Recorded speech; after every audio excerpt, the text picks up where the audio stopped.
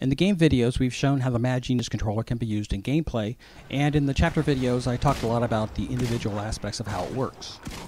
Most motion controllers use accelerometers, and they try and figure out what you're doing based on the change in velocity of your hands. The Mad Genius controller uses an absolute positioning system where it knows exactly where you are in the room.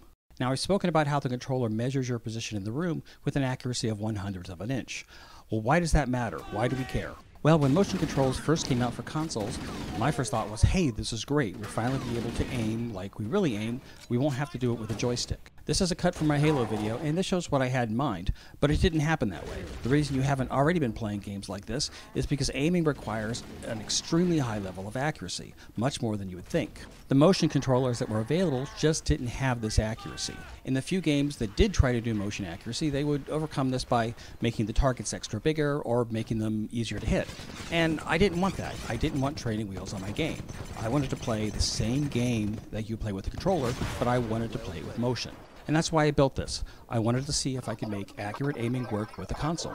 And here's what that accuracy looks like. Look carefully. It's not just that it knows that I'm moving, but it's getting every little bump, every little move that I do right. When every little move is reflected in the game like this, your brain sees this connection. You feel attached to the game. It makes a very real difference while you're playing the game. You're going to move quickly to get in the vicinity of your target, but that last little bit is going to be a very slow, very small motion. So here I'm aiming at the small rock, and I move just a tiny bit, and I'm aiming at the large rock. And you can see this with the zoom. Here I'm aiming at the small rock, and I can move just a tiny bit, and there's the big rock. And if I hold my breath, I can aim right at the tip of that tree, right there.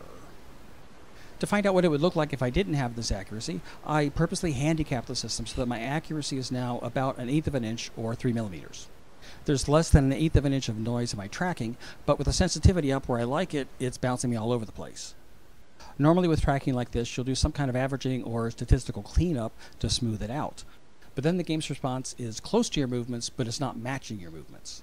Here I'm trying to aim at that same rock, but the noise from the reduced accuracy is making this impossible. I could reduce my sensitivity, but then I'm going to get killed online. I need things to respond faster. I could try and kick in some smoothing routines to see if that helps, but I haven't written any because with the high accuracy, I just don't need them. I do all my tracking from the raw data. When I turn my accuracy back on, we get gameplay that looks like this. Check out our other videos. We have chapter videos that tell you how the controller works, and we also have game videos that shows the controller working with specific games. Sign up on our website so that we can send you updates, and check out our Kickstarter. It's up.